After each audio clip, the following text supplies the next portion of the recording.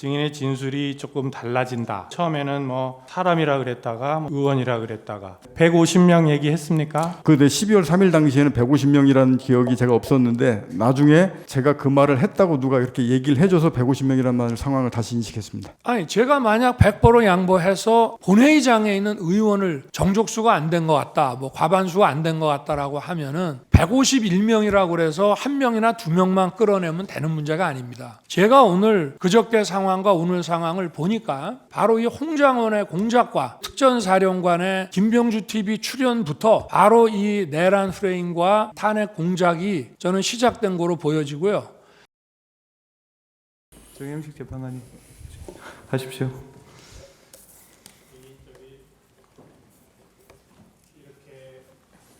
국회든지 또는 뭐 법정이라든지 이런 데 나와서 이렇게 또 수사기관에서 진술을 하거나 이런 적이 있어요? 경험이?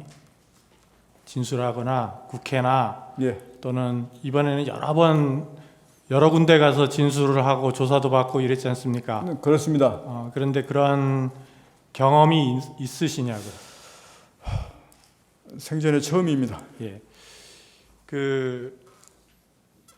지금 증인이 아까 계속 이제 반대 신문에서 그런 얘기들 하는 게 증인의 진술이 조금 달라진다.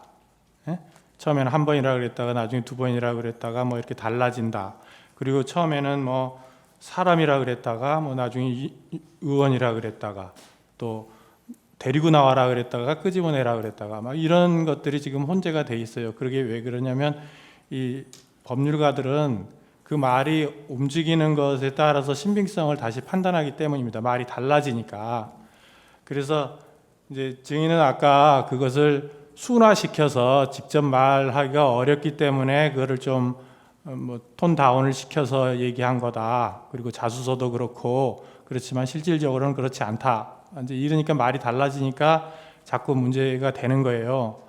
그러니까 몇 번 이제 뭐 답을 하시긴 하셨는데 명확하게 지금 다시 한번 확인하겠습니다. 그러니까 증인의 생각이나 해석 이런 걸 다 빼고 나는 이렇게 생각했습니다. 또는 나는 이렇게 받아들였습니다를 다 빼고 오로지 들은 얘기가 정확히 않으면 정확치 않다 그러고 정확하면 정확하다고 하고 이렇게 말씀해 보세요. 예, 알겠습니다. 아직 국회 내에 의결 정석수가 안 채워진 것 같다. 맞습니다. 정확합니까? 예. 150명 얘기했습니까? 150명 당시에는 제가 기억이 그때 12월 3일 당시에는 150명이라는 기억이 제가 없었는데 나중에 제가 그 말을 했다고 누가 이렇게 얘기를 해줘서 150명이라는 말 상황을 다시 인식했습니다. 아니 그러면 지금 기억에는 그 150명이 안 채워진 것 같다라고 들었다는 얘기입니까? 아닙니다. 의결 그러니까 정족수가 제 아직 말이- 채워지지 않은 것 같다. 이렇게 제 말이 얘기했습니다. 그러니까 다른 사람 얘기 다 사상하고 증인이 오로지 기억에 의해서만 말해라 이런 그렇게 뜻입니다. 하겠습니다. 자꾸 말이 이렇게 되니까 달라지는 거예요. 예. 그다음에 그러니까 의결 정적수가 안 채워진 것 같다라는 얘기는 했고 150명 맞습니다. 얘기는 들은 기억이 없다. 당시에는 그 12월 3일 당시에는 제가 경황이 없어서 그 부분 이후에 제가 말한 걸 제가 들었습니다. 다른 확인했습니다. 사람한테 들었다는 얘기지 예. 증인의 기억에는 없다는 말이잖아요. 예, 그때 당시는 그렇습니다.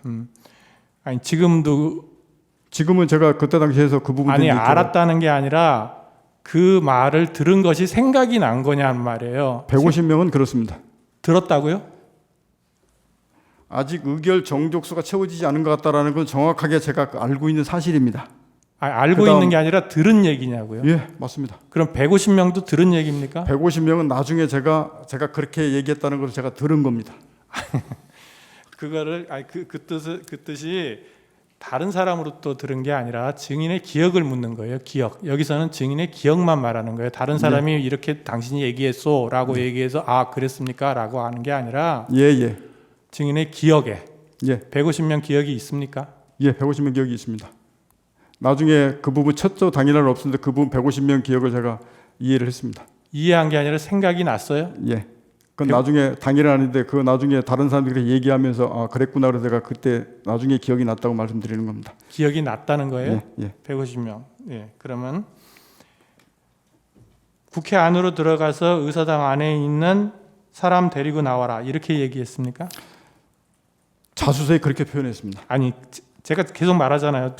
자수서 이런 거 다 떠나서 지금 기억나는 대로만 말하란 그거는 말이에요. 빨리 국회 문을 부수고 들어가서 이렇게 맞습니다. 빨리 국회 문을 부수고 들어가서 예. 그 다음에 그 안에 있는 인원들을 밖으로 끄집어내라. 안에 있는 인원들을 인원입니다. 끄집어내라. 밖으로 끄집어내라. 국회의원이라는 말은 안 했고, 예, 거기에 의원이라고는 제가 그렇게 안 썼습니다. 아니 증인이 들은 얘기를 묻는 거예요. 자꾸 자수서 얘기를 하는 게 아닙니다. 지금 예, 인원이라 그랬어요. 그렇습니다. 들은 얘기가 예, 전화로 제가, 들은 얘기가 인원입니까? 예, 인원을 끄집어내라 이렇게 인원을 들었습니다. 끄집어내라. 예. 국회의원을 끄집어내라 이랬습니까? 안에 있는 인원을 끄집어내라 이랬습니다. 국회의원이라는 말은 안 했습니까? 들은 기억이 없습니까? 있습니까? 전화로. 전화로 들었던 표현은 안에 있는 인원을 밖으로 끄집어내라 이렇게 들었습니다. 그렇게 들었다. 예, 그러면 다시 정리하면 국회 내에 의결 정적수가 안 채워진 것 같으니 예, 문을 부수고라도 안으로 들어가서 의원을 다 끄집어내라. 라고. 예. 제가 표현한 말씀, 제가 표현하고 아니 내용은 지금 말씀은 또 다른데 아직 의결 정족수가 채워지지 않은 것 같다. 예. 빨리 국회 문을 부수고 들어가서 안에 있는 인원들을 밖으로 끄집어내라. 인원이라 그랬어요? 인원, 의원이 아니고 예, 인원. 인원들을 밖으로 끄집어내라. 그럼 150명 얘기는 언제 했어요? 150명 얘기는 이제 이건 대통령 얘기가 아닙니다. 그건 아니 자꾸 이러잖아요. 말이 달라지잖아요. 아까 분명히 대통령으로부터 들었냐라고 했더니 150명 들은 기억이 생각났다. 나중에 얘기를 그거는 들어보니 김용현 전 장관 얘기하고 하면서 했던 거 대통령이 어디 건 제가 방금 말했던 세 마디 줄 그게 그러면 150명 이야기는 들은 바는 없습니까? 예, 그때 당시 나중에 제가 듣고 기억했다고 방금 말씀드렸지 않습니까? 예, 알겠습니다. 제가 대통령이 말씀하신 그 워딩은 딱 그 세 줄이었습니다. 아까 말한 그 예. 내용. 예, 예, 됐습니다. 마치겠습니다. 예, 제가 좀 여쭤볼게요. 예, 먼저 그 증인 지금 구속돼 있죠. 예, 그렇습니다. 기소돼 있고. 예, 기소되어 있고. 그렇습니다. 그런데 오늘 그 진술 거부권 행사를 한 번도 안 하시고 다 얘기를 하셨어요. 예, 오늘 이제 진술을 거부한다는 뭐 그런 얘기는 한 마디도 안 하시고 저 지금까지 진술 거부를 한 번도 안 하고 다 했습니다. 다 하셨고 또 자수서 내셨잖아요. 예, 자수서 냈습니다. 그 제출하신 이유가 뭔가요? 제가 자수서를 제출한 이유는 첫 번째 계기는 12월 5일 날 김용인 전 장관이 저한테 이 비화폰이 이거는 녹화가 되고 이제 녹음이 안 되니까 당당하게 가라라고 얘기를 5일 날 저녁에 저한테 얘기를 했습니다. 그러고 나서 전반적으로 이제 나온 것들이 얘야 707이나 얘야 여단장 지휘관들이 모든 상황이 다 처벌받는 소리가 저한테 막 계속 들어왔습니다. 그래서 제가 이거를 정말로 사실대로 제가 정확하게 얘기하지 않으면 문제가 정말 생기겠구나 라는 생각을 판단을 하게 됐고, 그리고 제가 자수서를 진실되게 써놔야 제가 이후에라도 제 기준점에 대해서 안 흔들릴 것 같았습니다. 그래서 그거를 써놓고 그거를 기조로 계속 동일한 진술을 해왔습니다. 근데 다만 말씀하신 대로 사람이 기억이 있다 보니까 조금 시간에 제 기억으로 쓰다 보니까 시간의 편차가 있거나 내용이 조금씩 용어 바뀌는 게 어떤 거는 조금 틀려질 수도 있습니다. 대신에 저는 그 기준점을 제가 명확하게 잡고 싶었기 때문에 그걸 써서 제출하고 그 방향과 내용에서 그대로 지금까지 진술해 왔습니다. 예. 제가 이제 지금부터 그날 그러니까 12월 4일 00시 30분에 이제 대통령하고 통화한 그 당시 상황 예. 좀 여쭤보겠습니다. 예. 그 당시에 이제 그 707 단장인 김현태 단장은 국회에 직접 들어가 있었기 때문에 그 화상회의 시스템 연결이 안 돼 있었고 비화폰 통화만 가능했죠. 그게 그렇게밖에 안 됐습니다. 네, 그 다음에 일공수 단장 이상현 단장은 그때 국회에 가긴 갔는데 차량 안에 있어서 그 화상회의가 연결이 되어 있었고요. 그 일공수 지휘통제실에 있는 스피커를 통해서 나오는 소리가 일여단장 차량 스피커를 통해서 같이 나오게끔 그렇게 연동되어 있는 것으로 제가 알고 있습니다. 아, 화상회의가 연결된 건 아니고 화상에 나가는 목소리가 거기 들렸다. 예. 그 다음에 노재현 중령이 누군가요? 법무실장입니다.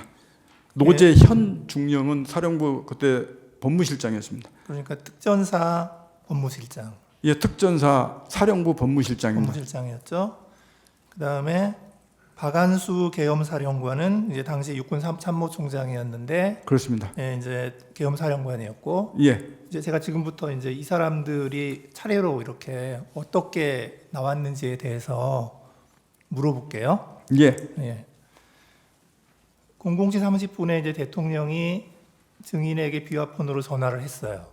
예, 그래서 이제 아직 의결 정족수가 안 채워진 것 같다. 빨리 국회문을 부수고 들어가서 의사당 안에 있는 인원들을 밖으로 끄집어내라. 이렇게 지시를 했다는 거죠. 예, 그 통화 내용이었습니다. 예, 그 통화 내용이었고. 근데 이제 그거를 듣고 증인이 이제 갑자기 어떤 생각을 했다고 하냐면, 공포탄이라도 쏴야 되나, 테이저 건이라도 쏴야 하나, 내부 전기라도 끊어야 하나. 이거는 그 지시를 듣고 그냥 증인이 생각한 거죠. 그건 제 생각입니다. 그러니까 대통령이 지시한 건 아니죠. 예, 그거는 그렇게 하기 위해서 그거를 제가 제 생각을 이렇게 특임단장 참모들한테 논의하면서 물어보고 이렇게 했던 겁니다. 예, 그랬고, 그래서 그거를 지금 김현태 단장하고 비화폰으로 통화를 했나요? 비연패 단장한테 테이저건 제가 정확히 기억나는 게, 야, 테이저건을 써서 그 부분이 되냐라고 했더니 김현태 단장이 저한테 지금 사람이 너무 많아서 테이저건 쓰면 위험해서 안 됩니다 라고 저한테 피드백을 바로 했고, 그래서 그러면 하지 마라, 하면 안 된다라고 그 중지 지시를 그때 했습니다. 그러니까 지금 그 대통령한테서 아까 그 지시를 안 받았으면 증인이 그 생각을 할 이유가 없잖아요. 거기서부터 대부분 출발해서 저걸 어떻게 뚫고 들어가야 되나, 해야 되나, 저 행위를 들어가야 되나, 아니면 다른 방법이 있나, 이런 고민들이 머릿속에서 막 돌아가다 보니까 이제 그런 논의도 해보고 그게 가능하냐고 물어보기도 하고 이랬었던 것 같습니다. 그러니까 제가 여쭤보는 거는, 증인이 지금 갑자기 공포탄 써야 되나, 테이저건 쏴야 되나, 전기 끊어야 되나 이 생각을 했다는 건데, 예, 그냥 아무것도 없는 상황에서 갑자기 증인이 그 생각을 한 건 아니잖아요. 예, 그러니까 뭔가 무슨 지시를 받았기 때문에 그거 하려면 이걸 해야 되나 하고 생각했다는 거죠. 예. 그 다음에 이제 그 00시 35분에 이제 김용현 장관이 비화폰으로 증인한테 전화를 했다는 거죠. 예. 예. 그래서 그때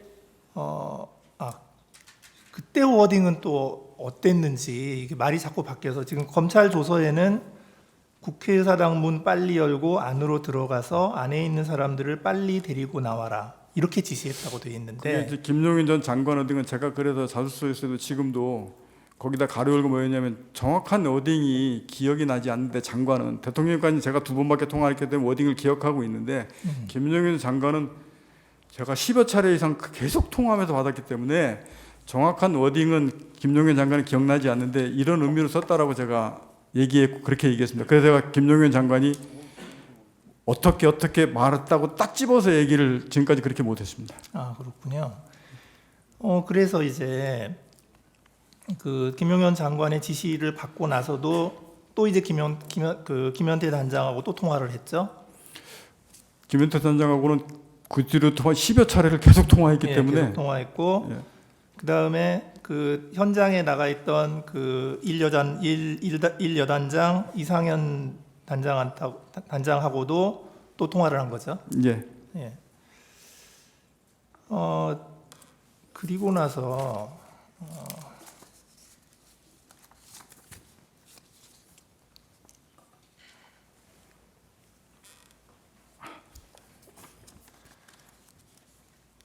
그리고 나서 이제 증인이 그 김현태 단장한테 공포탄 테이저건을 사용하지 말라고 지시를 했죠. 예, 하지 말라 그랬습니다. 김현태 단장도 그게 사용하면 안 됩니다라고 저한테 피드백을 줘서 예. 그럼 하지 말아라고 했습니다. 그때 법무실장 노재현 중령이 뭐라고 했죠? 그러고 나서 있었는데 법무실장이 저 우측 끝에 앉아 있었는데 저한테 와서 사령관이 그거는 사령관 권한이 아니고 계엄사령부에서 무기 사용 승인에 대한 이 지침을 받고 내려와야 됩니다.라고 저한테 이제 조언을 했습니다. 그래서 그러면 제가 그 조언을 듣고 옆에 있는 참부장님한테 야, 계엄사령관 전화 좀 연결해봐라. 그래서 계엄사령관 제가 직접 전화를 제가 했고 하면서 무기 사용 공포탄 테이저건 비살상 무기 사용 승인에 대한 이 지침이 필요하다. 이 말을 대화를 했는데 그 과정상에 전달 과정상에 제가 이걸 사용 승인을 건의드립니다라고 이렇게 그쪽 받아들여서 그거는 제가 12월 10일부터 계속 말씀드린 게 이거는 의사소통하면서 이거 뭔가 오해가 생겨서 이 문제가 생겼다라고 분명히 말씀을 드렸고 그리고 나서 충장도 그거 하면 안 된다 하지 마라 그래서 거기서 끝났습니다. 왜냐면 지금 이 밑에 사용 중지를 해놨기 때문에 밑에 전파하지 않고 그대로 그냥 쭉 갔습니다. 예. 그 이제 그 박안수 계엄사령관이 이제 진술을 한 게 있어요. 이제 거기를 보면 00시 50분경에 그러니까 아까 그 국방부 장관이 증인에게 전화한 게 00시 35분인데 지금 박완수 계엄사령관이 뭐라고 얘기하냐면 00시 50분경에 그 국방부 장관이 계엄사령관에게 전화를 했다는 거예요. 예. 해서 그 전화 내용은 뭐냐? 국회의 병력 그러니까 군인, 국회의 병력 그다음에 경력을 증원해라. 이제 그거를 이제 국방부 장관이 계엄사령관에게 전화를 했다는 거예요. 그게 00시 50분. 동원하라고 말씀하십니까? 예, 증원하라고. 증원하라. 예. 증원하라고. 그러니까 이제 병력하고 그러니까 군인하고 경찰을 증원하라고 계엄사령관에게 전화를 했고 그 바로 직후에 그 여인영 방첩사령관이 국회에 경력을 증원해달라, 그러니까 경찰을 더 증원해달라 또 전화를 했다는 거예요. 그리고 계엄사령관이 그 전화를 받고 그걸 막 끊었는데 증인이 전화를 해가지고 뭐라고 얘기를 했다는 거냐면 이렇게 얘기했다는 거예요. 현 상황에서는 테이저건과 공포탄을 사용해야 한다는 예하부대의 건의가 들어왔습니다. 사령관님이 결심해 주십시오. 라고 얘기했다는 거예요. 증인이 그렇게 얘기한 적이 그건 있어요. 말이 예하부대 김현태 단장도 건의받으면 거기서 제가 건의를 받는 건데 김현태 단장은 저한테 제가 그 워딩 분명히 기억했지만 사람 많아서 위험해서 안 됩니다라고 해서 안 된다고 건의했지 그거를 저한테 사용하겠다고 건의를 들어온 게 아닙니다. 분명히 중지시켰고 그 승인 지침을 법무실장이 계엄사령한테 받아야 되기 때문에 그거를 말씀드렸듯이 왜 예하부대에서 제가 사용 승인을 건의를 받아가지고 계엄사령관한테 건의한 거는 분명히 아닙니다. 예. 그러니까 서로 좀 기억이 좀 다를 수도 있고요. 이제 그랬더니 이 박안수 계엄사령관이 깜짝 놀래가지고 이게 뭐지? 하고 생각하고 우선 기다려라 하고 전화를 끊었고 그리고 그 다음에 합참차장, 정책실장, 비서실장하고 상의를 하고 한 1분 정도 상의하고 바로 이건 안 된다 하고 결론을 내리고 증인에게 다시 전화해서 사용하지 마라. 예. 이렇게 전화했다는 거예요. 그 순서 맞습니다. 중간에 예, 그렇게 전화 얘기했고 받았습니까? 끊고 다시 전화 왔었습니다. 예. 그러니까 지금 이렇게 되면 이 그 공포탄 테이저건이라는 그 이런 논의 자체는 그 당시에 분명히 있었다는 거죠. 예, 그거 제가 707 특임단장하고 그 부분들을 논의를 했고 그래서 하지 말라고 그때 중지시켜놓고 있다가 지금 법무실장이 저한테 갑자기 그 얘기를 해서 이제 그 전화를 하게 됐던 겁니다. 예, 그러니까 다른 어떤 지시가 없었으면 증인이 그런 생각을 할 리도 없었다는 거고요. 그 상태에서 법무실장이 저한테 그 얘기를 안 했으면 그 상황에 그냥 그대로 쭉 갔을 겁니다. 예, 이상입니다. 거기 자막에 진술 조서가 뜰 거예요. 지금 그 앞에 보이죠? 45호증에 28, 45호증 29 그걸 쭉 읽어보세요. 시간을 많이 드릴 테니까요. 쭉 내가 진술한 대로 기재되어 있나 없나 그겁니다. 자, 정의는 그 보시고 자, 본인께 의견 진술 기회를 드립니다. 먼저 소추위원 의견 진술 기회 드립니다. 예, 피청구의 본인께 의견 진술 기회 드리겠습니다. 이거 눌러야 됩니까? 먼저 제가 엊그제도 수방사령관하고 또 조지호 경찰청장 또 특전사령관에게 전화한 것은 당시 TV 화면으로 국회 상황이 굉장히 혼잡하고 수천 명이 들어가 있는 상황이라서 현장의 이런 상황 또 안전 문제 이런 것에 대해서 확인하기 위해서 전화를 했고 보고를 좀 받다가 우리 사령관은 지금 어디 있습니까? 하니까 저는 지금 지휘통제실 지통실에 있습니다 해서 그러면 화상으로 보는 거군요 하고 수고하라고 저는 전화를 바로 끊었습니다.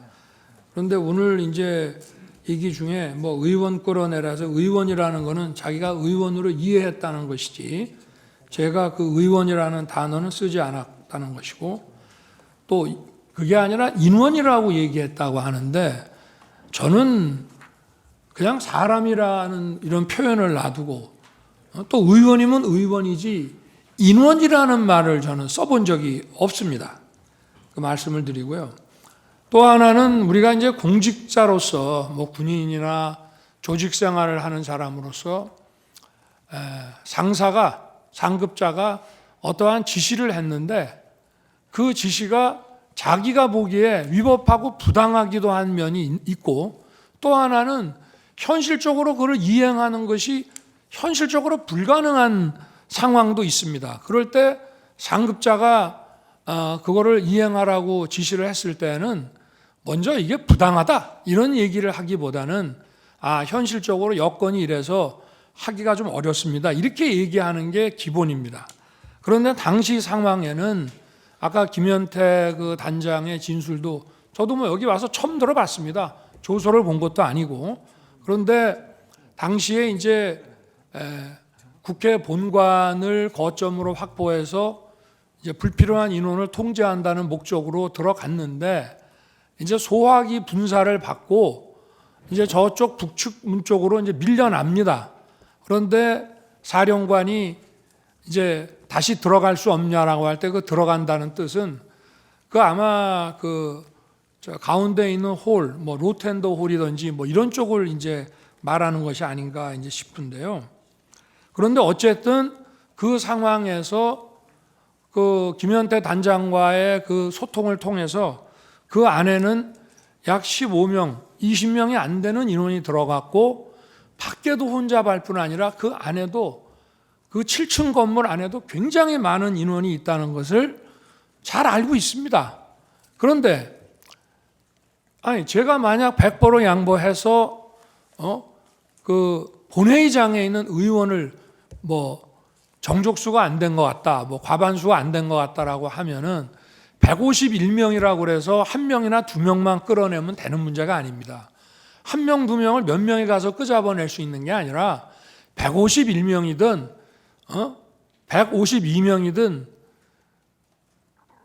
다 끄잡아내야만 그 회의를 막을 수 있는 것인데 그런 상황을 충분히 아는 사령관 입장에서 만약에 전하 장관이 의원을 끄집어내라는 취지의 얘기를 했다면 그냥 즉각 이거는 지금 현재 상황이 이렇기 때문에 그 우리 병력으로는 불가능합니다라고 얘기하는 게 상식이지 그거를 묵묵부답을 해놓고 이거를 어떻게 해야 되나라는 얘기를 했다는 것인데 그 말 자체도 제 통화를 받고 나서 얘기했다는 이것도 본인의 조서하고도 안 맞습니다. 그 얘기는 저한테 전화 오기 훨씬 전에 김현태 등과 얘기했다는 내용이라 본인의 조서하고도 지금 안 맞는 얘기를 오늘 하는 것입니다. 제가 오늘 그저께 상황과 오늘 상황을 보니까 12월 6일 바로 이 홍장원의 공작과 12월 6일 우리 특전사령관의 김병주 TV 출연부터 바로 이 내란 프레임과 이 탄핵 공작이 저는 시작된 거로 보여지고요. 10일 날 오전에는 마치 무슨 대통령을 생각해서 감추는 척하면서 오후에 2번 통화했습니다라고 얘기하는 것 자체도 벌써 이미 전날 검찰에 가서 대통령에 관련된 얘기를 다 해놨다는 것은 저는 그것도 다분히 어떤 의도가 있다고 볼 수밖에 없습니다. 그래서 이러한 것이 제가 무슨 조서를 본 것도 아닙니다만은 구치소에서 어두워서 그 조서를 읽을 수도 없고 제가 법정에 와서 그저께 상황 오늘 상황을 보니까 이것이 12월 6일부터 시작이 됐구나 하는 생각을 아주 강하게 가질 수밖에 없고요. 하여튼 도무지 상식적으로 어떤 조직생활, 공직생활을 하는 사람이 상부로부터 어떤 자기가 이행하기 어려운 지시를 받았을 때는 부당합니다의 이전에 현실적으로 이건 불가능합니다. 이 얘기를 먼저 한마디 하면 대통령님 지금 또는 장관님 지금 국회에 우리 요원이 15명 정도 또는 20명 안 되는 인원밖에 없고 그리고 우리 전부 비무장 상태고 그리고 이미 소화기 분사를 받고 시민들과 불필요한 이런 충돌을 안 하기 위해서 지금 피하고 있습니다.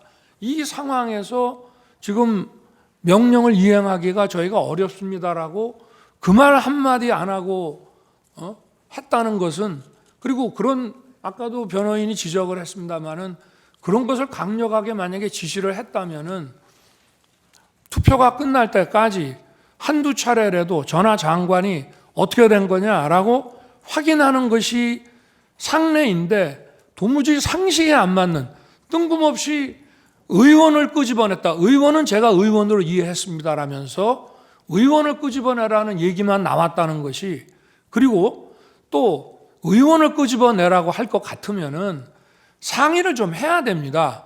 거기 상황이 어떤가?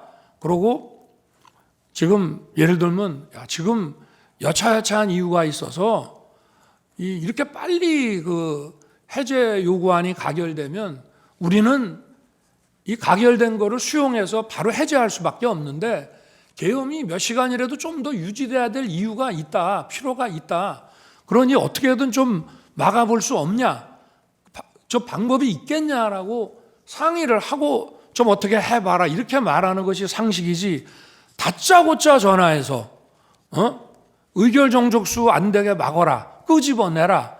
이런 지시를 어떤 공직사회에서 상하간에 이것이 가능한 얘기인지 저는 우리 재판관님들께서 상식선에서 이 문제를 좀 들여다봐 주시기를 바라는 마음입니다. 이상입니다.